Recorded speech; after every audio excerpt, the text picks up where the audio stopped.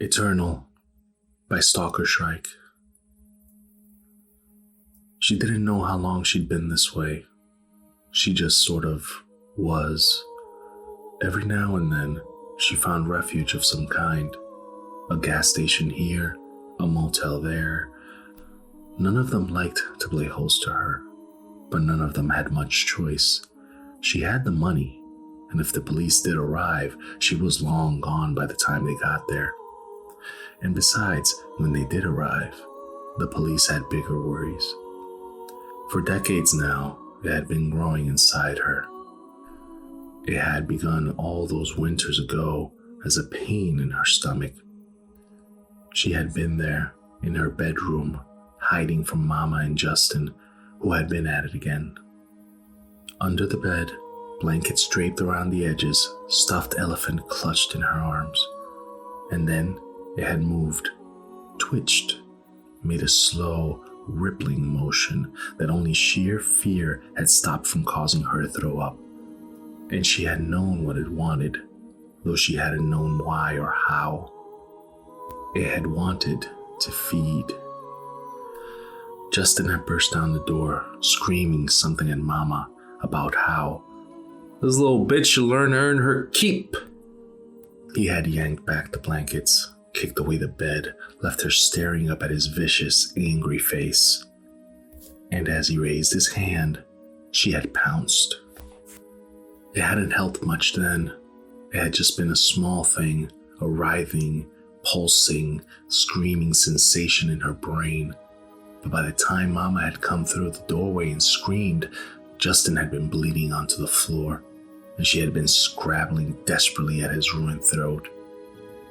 That had been all that had happened then, but she had fled into the night, huddled in an alleyway until the stabbing hunger grew too strong as she had torn open a garbage can.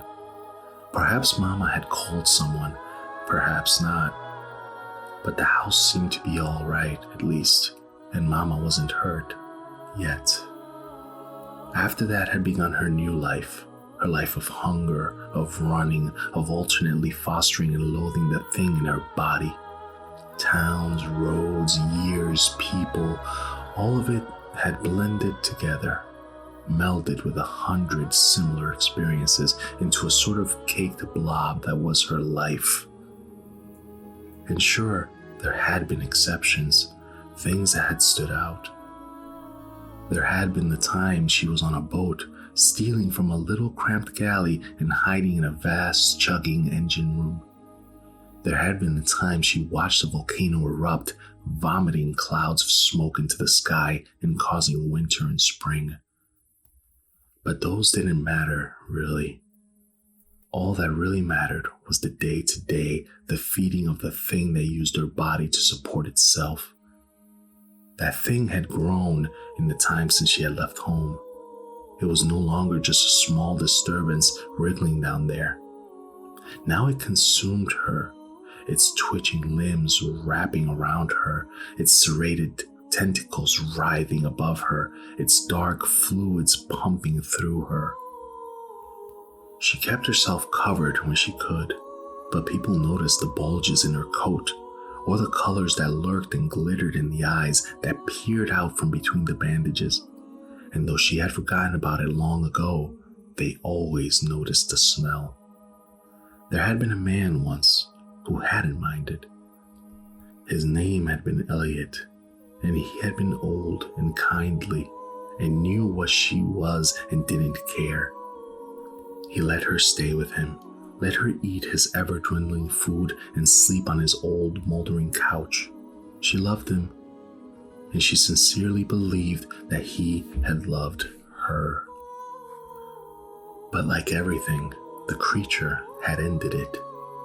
It had awoken her in the night, insistent, ravenous, desperate to grow some new, horrible organ. She had staggered upright, gasping at the pain in her stomach, stumbled to the wet-smelling refrigerator and pulled it open with a clatter, grabbing at anything that looked edible and forcing it down. Milk, fruit, raw eggs, a week-old jar of jam. It didn't matter how pleasant or how edible it was.